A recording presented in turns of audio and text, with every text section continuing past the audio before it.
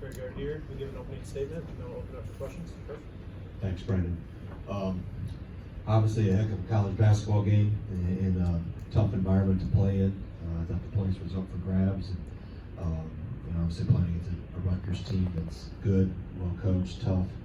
And you have to match all those things if you want to have any chance at success. So I was really proud of our guys in the locker room. I thought everybody gave us something, and we needed all hands on deck.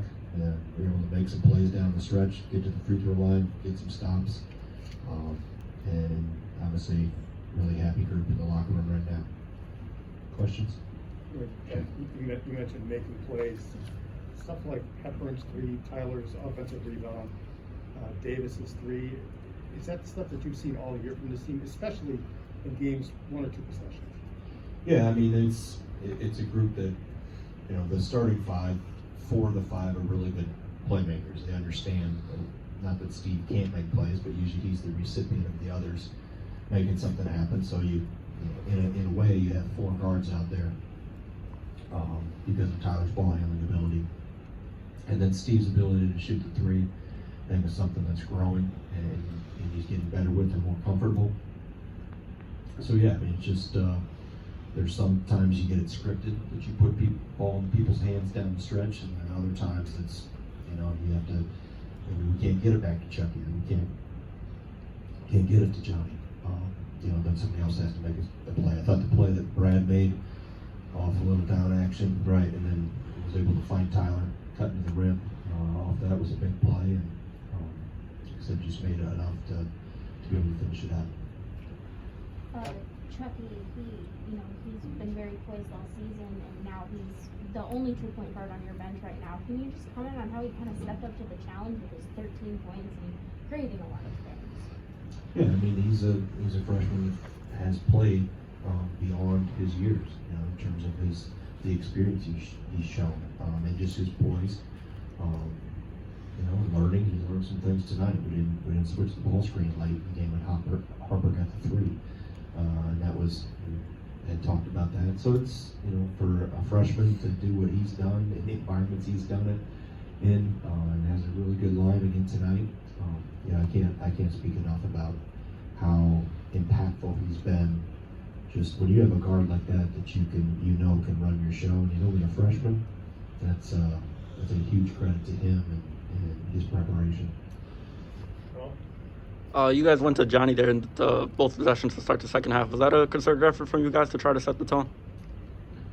Yeah, I mean, I script usually the first 2 or 3 each half, and then play out from there. And just some things I saw in the first half that I wanted to, get him in some positions, some things that we had worked on coming into tonight that we didn't use until the second half. So, and put the ball in a good player's hands. It's not that. I don't have PhD behind my name. It's not that.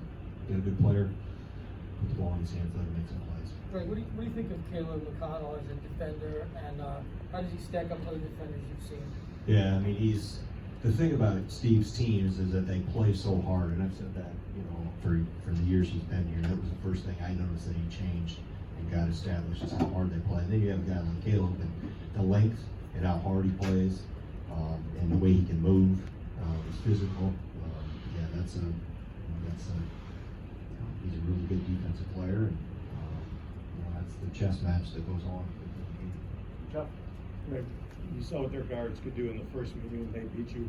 Baker was fine in the first half, but how difficult did he make it for you guys in the second half, especially right off the bat to get them a little more?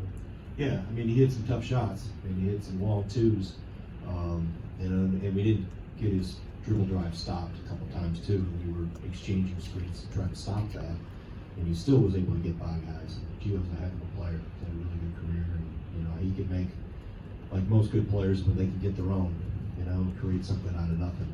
He does that as well as anybody in the league. When Brad's been in a little bit of a shooting slump, was it big for him to kind of get his shot today? Personally, for you guys to get this win? Well, we needed the points, so yeah. I mean, take them whether they're 2s or 3s or free throws, whatever. I mean, it's good for him but he's so confident. 1 for 9 or 7 for 9, he's not going to change his demeanor and his approach. He'll do the same pregame routine, the same practice routine. He's really a confident shooter, and you can't, if you go through a little slump, you got to have a short memory and move on to next. And he's done a good job of that. Jeff? Greg, McConnell really made Davis work hard today. He wasn't the only one. Do you think Johnny made enough plays in other areas, forget about the shooting, to help you guys out? Absolutely. I mean, he's pretty impactful. I mean, when you get into the line there, you're going to have to live with some. When you have a player like that, you let him go a little bit, and let him create some things, turn him loose, and with that comes that not every possession or shot decision is going to be perfect. So you live with it and help him when you get to a timeout, and he's always beats the words out of my mouth when he talks about it. So. Two more, follow. I know you guys don't listen to the outside noise, but you guys weren't expected to win much this year. What's it say to have a chance to win a share of the Big Ten title this year on Tuesday with a win? Well, I mean, it's the next game against a really good team. This group has had a Big Ten championship in their sights since we started the off season. It's been a group that's stayed the course and continue to take one day at a time, one game at a time. We'll fly back tonight, get some rest. Review this, learn from this, and how it can help us be a better team going forward, and then use our time to prepare for a really good Purdue team. Last one, Abby. You guys are the only ranked Big Ten team to beat Rutgers in their home arena. Is that just a credit to how strong you guys are on the road? Well, I think what we try to, I think it's more of an emphasis on how we try to play possession for possession and game to game, and not get too high, not get too low. If they're making a little run, hey, let's get something better the next time.